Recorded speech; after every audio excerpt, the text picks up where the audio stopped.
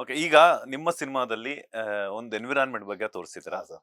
ಒಂದು horror concept ಇದೆ, ಅದ್ರ ಜೊತೆಗೆ ಥ್ರಿಲ್ಲರ್ ಇದೆ, ಹೌದು. ಬೇರೆ ಬೇರೆ ತರದ್ದೆಲ್ಲ ಆಯಾಮಗಳಲ್ಲೂ ಇದೆ.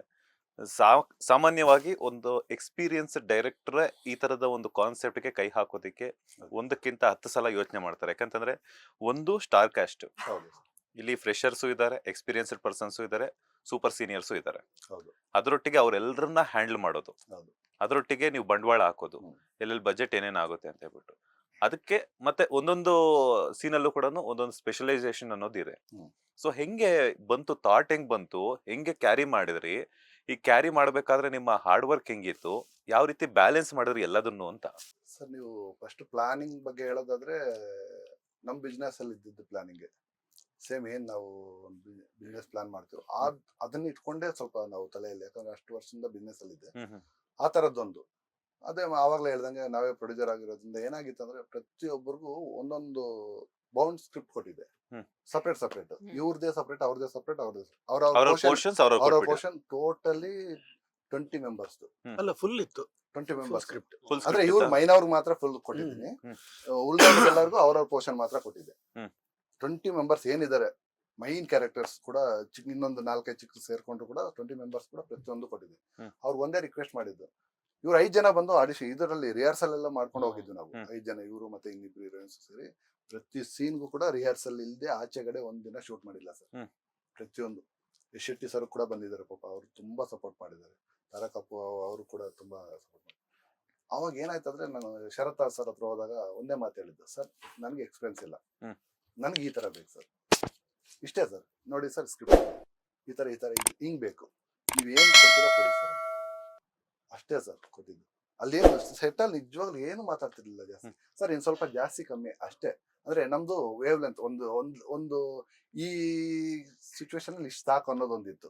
ಅವ್ರದ್ದು ಕೂಡ ತುಂಬಾ ಚೇಂಜಸ್ ಇರುವಂತ ಕ್ಯಾರೆಕ್ಟರ್ ಇದರಲ್ಲಿ. ಹಾಗಾಗಿ ಅವರೆಲ್ಲ ಸಪೋರ್ಟ್ ಕೊಟ್ಟಿದ್ದು ತುಂಬಾ ಪ್ಲಸ್ ಪಾಯಿಂಟ್ ಆಯ್ತು. ಏನ್ ನಾವು ಅವ್ರ ಹತ್ರ ಕೇಳ್ಕೊಂಡ್ವಿ, ಅದಕ್ಕೆ ಡಬಲ್ ಕೊಟ್ಬಿಟ್ರು ಸರ್. ಅವ್ರ ಎಕ್ಸ್ಪೀರಿಯನ್ಸ್ ನ ನಮ್ಮ ಹತ್ರ ಶೇರ್ ಮಾಡ್ಕೊಂಡು ಓಡಿದ್ರೆ. ಇವರು ಅರವಿಂದ್ ರಾವ್ ಸರ್ ಅಂತೂ ಶಂಕರು ಈ ತರ ಕೊಳ್ಳ ಅಂತ. ಅದು ಆವಾಗ ಹಂಗ ಹೇಳಿದಾಗ ನಮ್ಗೆ ಎಲ್ಲೋ ಒಂದು ಇನ್ನೂ ಹುಮ್ಮಸ್ ಬರುತ್ತೆ. ಇಲ್ಲ ಇನ್ನು ಚೆನ್ನಾಗ್ ಮಾಡ್ಬೇಕು, ಚೆನ್ನಾಗ್ ಬರ್ತಾ ಇದೆ ಅನ್ನೋದು. ಪ್ರಶಾಂತ್ ನಟ್ನ ಅವರಾಗ್ಲಿ, ಗೌತಮ್ ಅವರಾಗ್ಲಿ, ಎಲ್ಲರೂ ಸರ್. ಹಾಗಾಗಿ ಅದು ಅಷ್ಟೊಂದು ರಿಸ್ಕ್ ಅನ್ಸ್ಲಿಲ್ಲ ನಮ್ಗೆ. ಮಾಡ್ಬೇಕಾದ್ರೆ ಈ ತರ ಒಂದು ಪ್ರಾಜೆಕ್ಟ್ ಇಷ್ಟು ದೊಡ್ಡದು ಎತ್ಕೊಂತಾ ಇದೀವಿ ಅನ್ನೋ ಒಂದು ತಾಟ್ಸೆ ಬಿಟ್ಬಿಟ್ಟಿದೀವಿ ನಾವು. ಒಟ್ನಲ್ಲಿ ನಾವೇನಂದ್ರೆ ಇವತ್ತು ಒಂದು 3 ಸೀನ್ ಹಾಕೊಂಡಿದ್ವಿ, 2 ಸೀನ್ ಹಾಕೊಂಡಿದೀವ, ಒಂದ್ ನೀಟಾಗಿ ಒಂದು ಶೆಡ್ಯೂಲ್ ಪ್ಲಾನ್ ಮಾಡ್ತಾ ಇದೀವಿ ಸರ್. 5 ದಿನ ಶೂಟ್ ತಗೊಂತೀವಿ. ಬೆಂಗಳೂರು ಪೋರ್ಷನ್ ಫಸ್ಟ್ ಸ್ಟಾರ್ಟ್ ಮಾಡಿದ್ದು ಅಲ್ಲಿಂದ 5 ಡೇಸ್ ಹಾಕಿದ್ವಿ. 5 ಡೇಸ್ ನಾವು ಕಂಟಿನ್ಯೂ ಮಾಡ್ಲಿಲ್ಲ. 2 ಡೇಸ್ ಒಂದ್ ಮನೆ ಇತ್ತು, 2 ಡೇಸ್ ಅಷ್ಟೇ, ಮತ್ತೆ 3 ಡೇಸ್ ಬ್ಯಾಲೆನ್ಸ್ ಗ್ಯಾಪ್ ಕೊಟ್ವಿ. ಅದಾದ್ಮೇಲೆ ಮತ್ತೆ 2 ಡೇಸ್, ಮತ್ತೆ ಆದ್ಮೇಲೆ 1 ಡೇ, ಈ ತರ ಮಾಡ್ಕೊಂಡ್ವಿ. ಅಂದ್ರೆ ಡೇ ಬೈ ಡೇ ಎಕ್ಸ್ಪೀರಿಯನ್ಸ್ ಸಿಗ್ತಾ ಹೋಗುತ್ತೆ ಅಲ್ಲಿ. ಆ ಎಕ್ಸ್ಪೀರಿಯನ್ಸ್ ನ ಹಂಗೆ ಹೋಗ್ತಾ ಕ್ಯಾರಿ ಮಾಡ್ಕೊಂತ ಹೋಗಿ. ಅದ್ರ ಜೊತೆಗೆ ಆರ್ಟಿಸ್ಟ್ ಸಪೋರ್ಟ್, ಮತ್ತೆ ನಮ್ ಟೆಕ್ನಿಷಿಯನ್ಸ್ ಕೂಡ, DOPs, ನಮ್ ಡೈರೆಕ್ಷನ್ ಟೀಮ್, ಇವರೆಲ್ಲ ಸಹಕಾರದಿಂದ ಅದೆಲ್ಲ ಆಯ್ತು. ಆಲ್ಮೋಸ್ಟ್ ಆ ಮನೆಗೋಸ್ಕರ ಆಲ್ ಓವರ್ ಕರ್ನಾಟಕ ಸುತ್ತಿದ್ದಾರೆ. ಎಲ್ಲಿ ಮಾಡಿದ್ದದು? ಇದೇ ಒಂದು ಸಿಂಗಲ್ ಮನೆಗೆ ಎಲ್ಲಿ? ಇದೇ ತರದ್ದು ಬೇಲೂರು ಮೂಡಿಗೆರೆ ಹೋಗ್ಬೇಕಾರೆ, ಇವ್ರ ಹತ್ರ ಅವ್ರ ಊರಿಗಿಂತ ಮುಂಚೆ ಮನೆ ಬೇಲೂರು ಆದ ತಕ್ಷಣ 15 ಕಿಲೋಮೀಟರ್ ರೈಟ್ ಸೈಡ್. ಫ್ರೆಂಡ್, ಆದ್ರೆ ಆಮೇಲೆ ಗೊತ್ತಾಗಿದ್ದು ಇವ್ರ ಫ್ರೆಂಡ್ ಅಂತ. ಸ್ವಲ್ಪ ಬಜೆಟ್ ಕಡಿಮೆ ಮಾಡಿಸಬಹುದಿತ್ತಲ್ಲ ಸರ್? ಸರ್ ಎಲ್ಲ ಮಾತಾಡ್ಬೇಕಾದ್ರೆ ಗೊತ್ತಿತ್ತು, ಅಂದ್ರೆ ನಾವು ಹುಡ್ಕೊಂಡ್ ಆದ್ಮೇಲೆ ಇವ್ರ ಫ್ರೆಂಡ್ ಅಂತ ಗೊತ್ತಾಗಿದ್ದು. ನಾವು ಹುಡ್ಕೊಂಡ್ ಬಂದಿದ್ವಿ, ಇವ್ರಿಗೂ ಗೊತ್ತಿಲ್ಲ ನಾವು ಹುಡ್ಕೊಂಡ್ ಬಂದಿದ್ದು. 2 ಕಾರ್ ಎತ್ಕೊಂಡು ಹೋಗಿದ್ವಿ ಟೀಮ್ ಎಲ್ಲ. ನಿಮ್ ಪಾಡಿಗೆ ನೀವು ಸಿಂಗಲ್ ಯಾರು ನಾವು ಡೈರೆಕ್ಷನ್ ಟೀಮ್ ಮಾತ್ರ ಹೋಗಿದ್ವಿ. ಡೈರೆಕ್ಷನ್ ಟೀಮ್ ನಮ್ಮ ಸಿಟ್ ಬೈ ಟೀಮ್ ಮಾತ್ರ ಹೋಗಿದ್ವಿ. ಸಿಂಗಲ್ ಮನೆ, ಯಾಕಂದ್ರೆ 150 ವರ್ಷದ ಮನೆ ಇರ್ಬೇಕದು, ಇಂಚಿನ ಮನೆ ಇರ್ಬೇಕು, ಸಿಂಗಲ್ ಮನೆ ಇರ್ಬೇಕು. ನಾವ್ ಏನೇ ಡ್ರೋನ್ ಶಾಟ್ ತಗೊಂಡ್ರು ಕೂಡ ಅಕ್ಕಪಕ್ಕ ಒಂದು ಮನೆ ಕಾಣಬಾರ್ದು ಅನ್ನೋದು ನಮ್ಮ ಒಂದು ಥಾಟ್ಸ್. ಮತ್ತೆ ಮುಂದೆಗಡೆ ಅಷ್ಟು ಇರ್ಬೇಕು, ಅಲ್ಲೇ ಒಂದು ಫೈಟ್ ಆಗುತ್ತೆ. ಮತ್ತೆ ಒಂದು ಈ ತರ ಸೆಟ್ ಹೇಳಿದ್ನಲ್ಲ ಆಗ್ಲೇ, ಆ ತರದೊಂದು ಸೆಟ್ ಹಾಕಕ್ಕೂ ಜಾಗ ಇರ್ಬೇಕು. ಮದುವೆ ಆದ್ಮೇಲೆ ಆ ಸೆಟ್ ಇಂದ ಆ ತರದೊಂದು ಕಾನ್ಸೆಪ್ಟ್ ಇತ್ತಲ್ಲ, ಅದೇ ತರ ಬೇಕು ಅಂತ ನೋಡಿದ್ರೆ ಆ ಯಪ್ಪ ಗೇಟ್ ತೆಗಿತಾ ಇಲ್ಲ.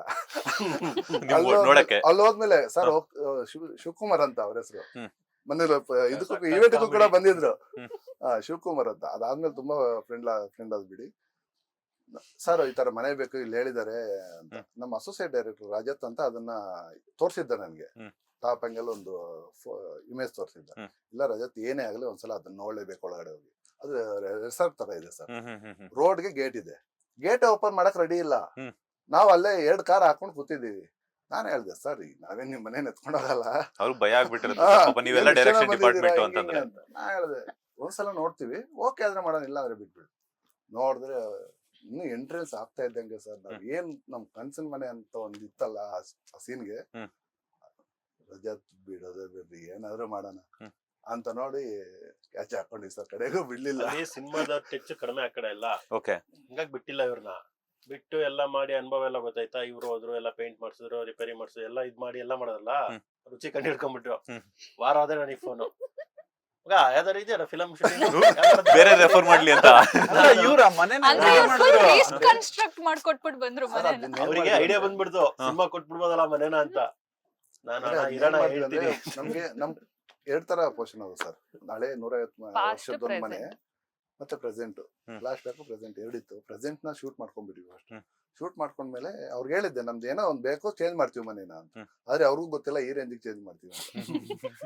ಸರ್ ಪಿನ್ ಟು ಪಿನ್ ಹೆಂಗಾಯ್ತು ಅಂದ್ರೆ ಆ ಅಕ್ಕಪಕ್ಕ ಅಲ್ಲಿ ಅವರೆಲ್ಲ ಬಂದು ನೀವು ಮನೆ ನೋಡ್ದಂಗ ಆಗ್ತಾ ಇತ್ತು. ಹಂಗ್ ಮಾಡಿದ್ವಿ ಅಂದ್ರೆ, ಯಾಕಂದ್ರೆ ನಮಗೂ ಕೂಡ ಹಂಗೆ ಆಗ್ಬೇಕಿತ್ತು ಮನೆ. ಅದು ಆ ತರ ಚೇಂಜ್ ಮಾಡಿದ್ವಿ. ಏನ್ ಹಿಂಗೆಲ್ಲ ದರ್ಬಾರ್ ಬಂಗ್ಲೆ ಹೆಸರೇ ಅದು, ಹೆಸರೇ ಆದ್ರೆ ದರ್ಬಾರ್ ಬಂಗ್ಲೆ.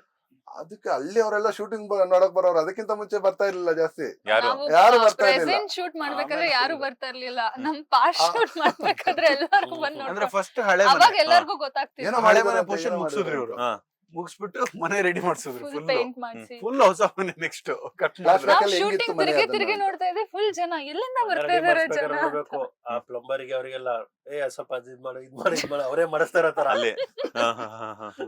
ಆ ರೇಂಜ್ಗೆ. ಆಮೇಲೆ ಜನ ಬರೋದಕ್ಕೆ ಶುರು ಆಗ್ಬಿಟ್ರು. ಈಗ ದೆವ್ವ ಯಾರು ಅಂತ, ಅದು ಇನ್ನೇನ್ 2 days ಅಷ್ಟೇ ಬ್ಯಾಕ್ ಇದೆ ಸರ್. ದೆವ್ವ ನೋಡಕ್ ಸಿನಿಮಾ ಕಂಪಲ್ಸರಿ ಬರ್ಲೇಬೇಕು. ಯಾರು ಸರ್, ಫೀಮೇಲ್ ದೆವ್ವನ ಮೇಲ್ ದೆವ್ವನ? ದೇವದಲ್ಲ, ಅದೇ ಮೋಸ್ಟ್ಲಿ ಡೌಟ್ ಇದೆ ಸರ್, ನೋಡ್ಬೇಕು. ದೆವ್ವನೇ ಇಲ್ಲ ಸಿನಿಮಾದಲ್ಲಿ. ದೆವ್ವನೇ ಇಲ್ಲ.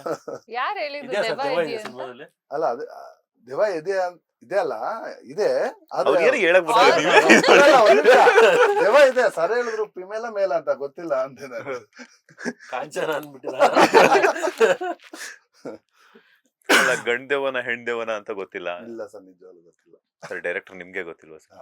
ಅಲ್ಲ, ಇನ್ನೊಂದು ಅದಕ್ಕೆ 2 days actually ಅಲ್ಲಿ ಇನ್ನು ನಮಗೂ ಇನ್ನೊಂದು 2 days ಕ್ಲಾರಿಟಿ ಗೊತ್ತಾಗಲ್ಲ. ಸಿಕ್ಕಿಲ್ಲ, ಗಂಡವನ ಹೆಣ್ದೇವನ ದೇವನ ಅಂತ. ಯಾರು ಅದಕ್ಕೆ. ಅಂತ ನಂಗೆ ಕ್ಲಾರಿಟಿ ಸಿಗ್ತಾ ಇಲ್ಲ. ದೆವ ಅನ್ನೋದು ಆ ತರದ್ದೇನಿಲ್ಲ ಬಿಡಿ ಸರ್. ಈ ಕಾನ್ಸೆಪ್ಟ್ ಏನಕ್ಕೆ ತಗೊಂಡ್ರಿ ಸರ್? ಈ ಪರಿಸರ ಪ್ರೇಮಿ ಅಂತ ಕೆಳಗಡೆ ಟ್ಯಾಗ್ಲೈನ್ ಅಲ್ಲಿ ಬೇರೆ ಹಾಕಿದ್ರ. ಅದೇ ಸರ್, ನೇಚರ್ ಅಂದ್ರೆ ತುಂಬಾ ಇಷ್ಟ.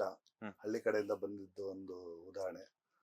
ಮೊನ್ನೆ ಇವೆಂಟ್ ಅಲ್ಲಿ ಹೇಳಿದ್ದೆ ಇದನ್ನು ಕೂಡ. ಒಂದೊಂದು ಗಿಡಗಳನ್ನು ಕೂಡ ಕೊಟ್ರಿ ನೀವೇ. ಕೊಟ್ವಿ, ಅದೆಲ್ಲ ಅದ್ ಮಾಡಿದ್ವಿ. ಅಲ್ಲ ನೀವೆಲ್ಲ ಮೊನ್ನೆ ಸ್ಟೇಜ್ ನನ್ನ ಮೇಲೆ experience ಬಂದ್ ಎಲ್ಲ ಹೇಳಿದ್ದೆ. ಇಸ್ಕೊಳಕ್ಕೆ ತುಂಬಾ ಶೈ ಪಡ್ತಾ ಇದ್ರಲ್ಲ ಇವರೆಲ್ಲ. ಗಿಡದವ್ರನ್ನ ಪಾಪ ಎಲ್ಲ ದೆವ್ವ ಇದ್ರೆ ಹಿಂಸೆ ಭಯ ಮಾಡಿ ಕರ್ದು ಕರ್ದು ಕೊಟ್ಟಂಗಾಯ್ತು ಒಂದೊಂದು ಗಿಡ. ನೇಚರ್ ಅಂದ್ರೆ ತುಂಬಾ ಇಷ್ಟ ಸರ್. ಅದೇ ಹಳ್ಳಿಯಿಂದ ಬಂದಿದ್ಮೇಲೆ ಅದು ಒಂದು ಚಿಕ್ಕ ವಯಸ್ಸಲ್ಲಿ ಒಂದ್ ಮರನೇ ಕಡ್ದಿದ್ದೆ ನಾನು. ನೀವು ಬ್ಯಾತ್ ಮಾಡ್ಸ್ಕೊಳಕ್ಕೋಸ್ಕರ ಒಂದ್ ಮರ ಕಡ್ದು ಹಾಕಿದ್ದೆ. ಹ್ಮ್. ಮೊನ್ನೆ ಇವೆಂಟ್ ಅಲ್ಲಿ ಮಾತಾಡ್ತಾ ಇದ್ವಿ ಹಂಗೇನೆ. ಅದು ಅದ್ರದ್ದು ಒಂದು ಎಕ್ಸ್ಪೀರಿಯನ್ಸ್. ಎಲ್ಲೋ ಬೆಂಗಳೂರು ಬಂದ್ಮೇಲೆ ಒಂದ್ ಕಾಡ್ತಿತ್ತು. ಛೇ, ಈ ಮರ ಏನ್ ಯಾಕೆ ಕಡ್ದಿದ್ದೆ ನಾನು, ಗೊತ್ತಾಗಬಾರ್ದ ಅಟ್ಲೀಸ್ಟ್ ಅಂತ. 8 ರಿಂದ 10 ಅಡಿ ಮೇಲೆ ಇತ್ತದು ಆಗಿನ ಟೈಮಲ್ಲಿ. ಅದ್ ಹೆಂಗ್ ಕಡ್ದ ಗೊತ್ತಿಲ್ಲ. ಒಬ್ರು ಯಾರೋ ಹಿರಿಕರು ಬಂದು ಸ್ವಲ್ಪ ಬೈದಿದ್ರು, ಗೊತ್ತಾಗಲ್ವಾ ಅಷ್ಟ್ ದೊಡ್ಡ ಮರ ಕಡ್ದಾಕಿದೆ ಒಂದ್ ಚಿಕ್ಕ ಬ್ಯಾಟ್ಗೋಸ್ಕರ ಹಂಗೆ ಹಿಂಗೆ ಅಂತ. ಅದೊಂದ್ ಮನ್ಸಲ್ಲಿ ಹಂಗೆ ಇತ್ತು. ಅದನ್ನ ಬರ್ತಾ ಬರ್ತಾ ಬರ್ತಾ ಈ ಸ್ಟೋರಿ ಕುತ್ಕೊಂಡಾಗ ಒಂದ್ ಥಾಟ್ಸ್ ಬಂತು ಸರ್. ಸುಮಾರು ನಮ್ಮ ಇಂಡಸ್ಟ್ರಿಯಲ್ಲಿ ಆ ತರದ್ದು ಒಂದು ಕಂಟೆಂಟ್ ಬಂದಿಲ್ಲ. ಅದು ಹೊಸಬ್ರಿಂದ ಅಂತೂ ಆ ತರದ್ದು ಬಂದೇ ಇಲ್ಲ. ಅದನ್ನ ಇಟ್ಕೊಂಡು ಪ್ಲಾನ್ ಮಾಡೋಣ, ಇದ್ರ ಜೊತೆಗೆ ಹೇಗೆ ನಾವು ಬರೀಬಹುದು, ಒಂದ್ ಥೀಮ್ ಇಟ್ಕೊಳ್ಳೋಣ, ಅದ್ರ ಜೊತೆಗೆ ಇದನ್ನ ಕ್ಯಾರಿ ಮಾಡೋಣ ಅನ್ನೋದು ಒಂದು ಐಡಿಯಾ ಬಂದು ಅದ್ರ ಜೊತೆಗೆ ಹೋಗಿದ್ವಿ ಸರ್. ನೇಚರ್ನ, ಆ ಪರಿಸರ ಪ್ರೇಮಿ ಅನ್ನೋದು ಕೂಡ. ಮತ್ತೆ ಅಲ್ಲಿ ಏನಂದ್ರೆ ಸೋಲ್ಮೇಟ್ಸ್ ಪರಿಸರ ಪ್ರೇಮಿ ಅನ್ನೋದಕ್ಕೂ ತುಂಬಾ ಅರ್ಥ ಸಿಗುತ್ತೆ ನಿಮ್ಗೆ. ಸೋಲ್ಮೇಟ್ಸ್ ಅಂದ್ರೆ ಏನಂತ ಗೊತ್ತಿರುತ್ತೆ ನಿಮ್ಗೆ, ಆತ್ಮ ಸಂಗತಿ ಅಂತ. ಅದಕ್ಕೂ ಪರಿಸರಗೂ ಏನ್ ಸಂಬಂಧ ಅನ್ನೋದು 100% ನಿಮ್ಗೆ ಜಸ್ಟಿಫೈ ಸಿಗುತ್ತೆ. ಇಲ್ಲಿ ಯಾರಿಗೆ ಯಾರು ಸೋಲ್ಮೇಟ್ಸ್ ಅಂತ? ಅದೇ ಸರ್, ಇನ್ 2 days. ಈಗ ಸದ್ಯದ ಪರಿಸ್ಥಿತಿಗೆ ಸರ್, ಅವರೇ ಸೋಲ್ಮೇಟ್. ಇನ್ನು ಇಬ್ರು ಇದಾರೆ ಸರ್. ಅವ್ರು ಬಿಡ್ಬಿಡಿ ಸರ್, ಅವರು ಗುಂಪಿಗೆ ಸೇರದ ಪದಗಳಾಗ್ಬಿಟ್ಟವ್ರ ಅವರು. 5 ಜನದ ಜೊತೆ ಯಾರ್ ಸೋಲ್ಮೇಟ್ಸ್ ಅನ್ನೋದು, 5 ಜನರು ಸೇರಿ ಅದು ನಿಮ್ ಯಾರ್ಯಾರು ಸೋಲ್ಮೇಟ್ಸ್ ಅಂತ. 3 ಹುಡುಗಿರು, ಇಬ್ರು ಹುಡುಗರು. ಇನ್ನೊಬ್ರು ಏನ್ ತಪ್ಪು ಮಾಡಿದ್ರು ಪಾಪ? ಯಾರಾದ್ರು ಡಬಲ್ ಗೊತ್ತಿಲ್ದಿದ್ದಂಗೆ ಮೇಂಟೈನ್ ಮಾಡಿ ನಿಮ್ಮಿಬ್ರು ಮೇಲೆ ಯಾಕೆ ಇಬ್ರು ಹುಡುಗರು ಇಲ್ಲ ಇದ್ರ ಹೇಳಿ ಇವಾಗ. ಅದ್ಯಾವಾಗ್ಲೂ ಯಾಕೋ ಇವ್ರ ಮೇಲೆ ನೀವ್ ಅವಾಗ್ಲೇ ಅವ್ರ ತಾಳಿ ಕಟ್ಟಕ್ ಬಂದ್ರು ಅಂದಾಗ ಯೋಚನೆ ಮಾಡ್ಬೇಕಿತ್ತು. ನನಗೆ ಇನ್ನೊಂದು ಇವಾಗ ಗೊತ್ತಾಗ್ತಿದೆ ನನಗೆ.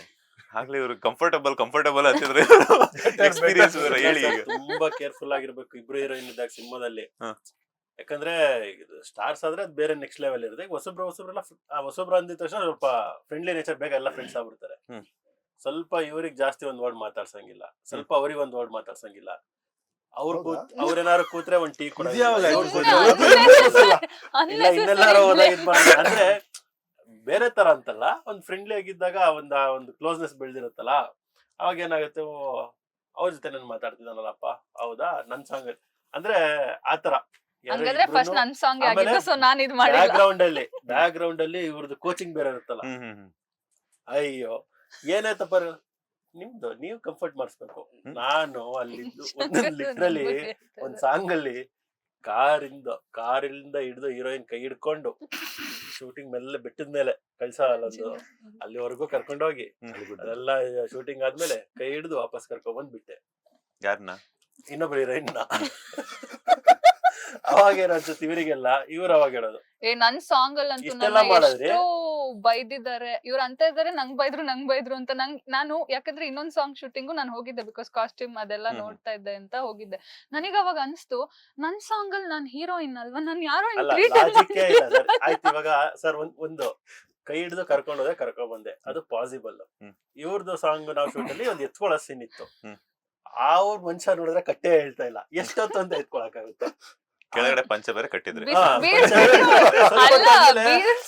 ನಿಮ್ಮನ್ನ, ಪಂಚೆ ಗಿಂಚೆ ಬಿತ್ತ ಅಂತ ಅಂದ್ಮೇಲೆ ಹೋ ಹಬ್ಬ ಅಂತ ಅಂದೆ. ಓ ಆ ಸಾಂಗ್ ಅಲ್ಲಿ ಅರಿಸ್ಕೊಂಡು ಹೋಗ್ತೀರಾ, ಇವಾಗ ಎತ್ತಕ್ಕಾಗಲ್ಲ. ಲಾಜಿಕ್ ಸಾಂಗ್ ಇನ್ನು ಹಾಗೆ ಇರ್ಲಿಲ್ಲ ಅವಾಗ. ಏನೇ ಆಗ್ಲಿ ಲಾಜಿಕ್ ಇದ್ದೇ ಇರುತ್ತಲ್ಲ ಸರ್. ಅಲ್ಲಿ ಅಷ್ಟು ಸ್ಮೂತ್ ಆಗಿ ಮೂವ್ ತಗೋಬೇಕಾದ್ರೆ ಇಲ್ಲಿ ಯಾಕೆ ತಗೋಬಾರ್ದು? ಅಲ್ಲ ಎತ್ತೋದಕ್ಕೂ ಕೈ ಹಿಡ್ಕೊಂಡು ಹೋಗೋದಕ್ಕೂ ಡಿಫ್ರೆನ್ಸ್ ಇಲ್ವಾ ಸರ್? ಇದೆಲ್ಲ ಯಾವಾಗ ಆಯ್ತು ಸರ್? ಇವ್ರ ಕನ್ಫ್ಯೂಷನ್. ಡೈರೆಕ್ಟರ್ ಸರ್ ನಂಗೆ ಮೋಸ ಮಾಡ್ಬಿಟ್ರಲ್ಲ, ಎತ್ತೋದು ಕೈ ಹಿಡ್ಕೊಂಡು ಹೋಗೋದು ನಂಗೆ ಯಾವ್ದು ಕೊಟ್ಟೇ ಇಲ್ವಲ್ಲ, ಬರೀ ಇಮ್ಯಾಜಿನೇಷನ್ ಅಲ್ಲೇ ನನ್ ಕಲರ್ ಸಾಂಗ್ ಮುಗಿಸ್ಬಿಟ್ರಲ್ಲ. ಅವ್ರದ್ದು ಬೇರೆನೆ ಕೊಟ್ಟಿದೀವಿ ಸರ್, ಬೇರೆನೆ ಕೊಟ್ಟಿದೀವಿ ಸರ್ ಅವ್ರಿಗೂ. ಸೈಕಲ್ ರೈಡ್ ಇದೆ ಒಳ್ಳೆದು ಸಿನಿಮಾದಲ್ಲಿ. ನೀವೆಲ್ಲ ನೋಡಿದ್ರಿ ಅಂತ ಇದೆಯಲ್ಲ. ಟ್ರೇಲರ್ ಅಲ್ಲಿ? ಓಕೆ ಓಕೆ, ಅದು ಚೆನ್ನಾಗಿತ್ತು ಆಕ್ಚುಲಿ. ಎಲ್ಲಿ ಗಂಟೆ ಹೋಗಿದ್ರಿ? ಎಲ್ಲೂ ಇಲ್ಲ ಸರ್, ಅಲ್ಲೇ ಅವರು ಬೇರೆ ಸರ್ ಬೆಟರ್ ಅಂತಿರ್ತಾರಲ್ಲ, ಬೆಟರ್ ಅಂದ್ರೆ ಇವ್ರು ಮಾಡ್ತೀನಿ better ಅಂತ ಮಾಡ್ಕೊಂಡು ಸದಾ ಮಾಡ್ಕೊಂಡು ಗೊತ್ತಾ? ಹೋಗ್ಬಿಟ್ಟಿದ್ರು. ಆ ಇದ್ರದ್ದು ಏನು ಹಳೆ ಕಾಲ ಸೈಕಲ್ Atlas. ಅಟ್ಲಾಸ್ ಅಲ್ವಾ, ಹರ್ಕಿಲ್, ಆ ಸೈಕಲ್ ಅಲ್ಲಿ ಸರ್ ಟ್ರಿಪಲ್ ರೈಡ್. ಹಿಂದೆ ಒಬ್ರು ಮುಂದೆ ಒಬ್ರ? ಹೌದು. ಒಬ್ರು ತಂಗಿ ಅದ್ರಲ್ಲಿ. ಅದಕ್ಕೆ ಹೇಳಿದ್ ಒಳ್ಳೆ ಸೈಕಲ್ ಸೀನ್ ಇದೆ ಅಂತ.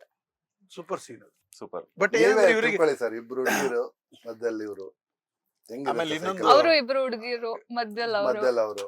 ಅಲ್ಲಷ್ಟೇ ಅದನ್ನೆಲ್ಲ ಶೂಟ್ ಮಾಡಿದ್ರು. ಆಮೇಲೆ ಬಂದ್ಬಿಟ್ಟು ಏನೋ ಮಿಸ್ ಹೊಡಿತಾ ಇದೆ ಅಂತ ಹೇಳ್ಬಿಟ್ಟು ಕೇಳ್ಬೇಕಿತ್ತು ಸರ್ ನಾನು. ಹೇಳಿ ಸರ್. ನನಗೆ ಯಾರಾದ್ರೂ ಒಬ್ಬ ಪಾರ್ಟ್ನರ್ ತರ್ಕೊಬೇಕು. ಮೊದ್ಲೇ ಹೇಳ್ಬಾರ್ದು ಸರ್.